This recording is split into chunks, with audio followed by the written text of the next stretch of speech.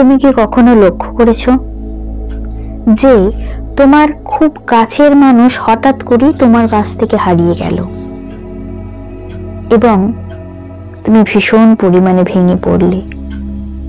Universe বলছে তোমার অতি কাছের মানুষটি যখন তোমার জীবন থেকে হারিয়ে গেল, সে কিন্তু তোমার নয়, এতটাই তার পথ ছিল, পূর্ব জন্মের এতটাই সে প্রতিশোধ নিল। তুমি হয়তো তার সঙ্গে ঠিক এতটাই কিছু একটা কর্ম করেছিলে, তার প্রতিশোধটা সে এই জন্মে নিল। এটা তোমাকে বুঝতে হবে, এটা তোমাকে মানতে হবে, তাহলেই দেখবে তোমার জীবন খুব সুন্দর হবে। কেন চলে গেল, কোথায় কি ভুল, অত কিছু তোমায় খুঁজতে হবে না। যেটা যখন হবার সেটা তখন হবেই, আর যেটা হবার নয় তুমি হাজার চেষ্টা করলেও তুমি সেই জিনিসটাকে ধরে রাখতে পারবে না। তুমি মুহূর্তের জন্য বাঁচো, তোমার সামনে যেটা আছে তুমি সেটাতে খুশি হও, তুমি সেইটাতে আনন্দিত হয়ে তোমার জীবন পার করে দাও।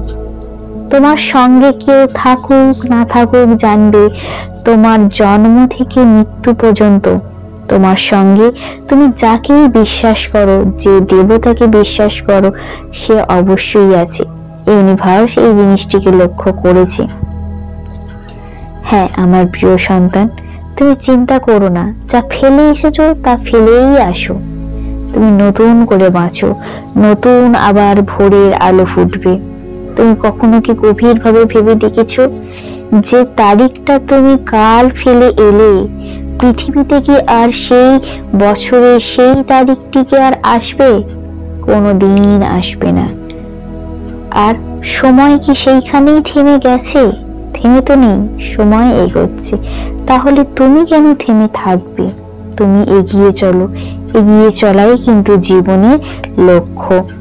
জীবনকে তোমাকে থামিয়ে রাখলে হবে না, তোমাকে কষ্ট পেলে হবে না, তোমাকে এইটা ভেবে উদাসীন হলে হবে না যে কি হবে, কি হবে আর কি হলো না ভেবে কি হচ্ছে সেটা ভাবো। তোমার সঙ্গে এই মুহূর্তে যারা আছে তুমি তাদেরকে নিয়ে বাঁচো, কারণ তারাও আবার তো একটা দিন না একটা দিন হারিয়ে যাবেই। সুতরাং যারা তোমার কাছে আছে তাদেরকেই তুমি আগলে নিয়ে বাঁচো। এই পৃথিবীতে সব কিছু ক্ষণস্থায়ী, কোনো কিছুই কিন্তু স্থায়ী নয়। তোমার বাবা মা, কাছের বন্ধু বান্ধব সবাই একটা দিন তোমার থেকে হারিয়ে যাবে। এই সত্য, এই বাস্তবতাকে তুমি মেনে নাও এবং সামনের দিকে এগিয়ে চলো। এগোনোই তোমার জীবনের লক্ষ্য। তুমি তোমার জীবনের লক্ষ্য পূরণ করো। তোমার সঙ্গে ইউনিভার্স আছে।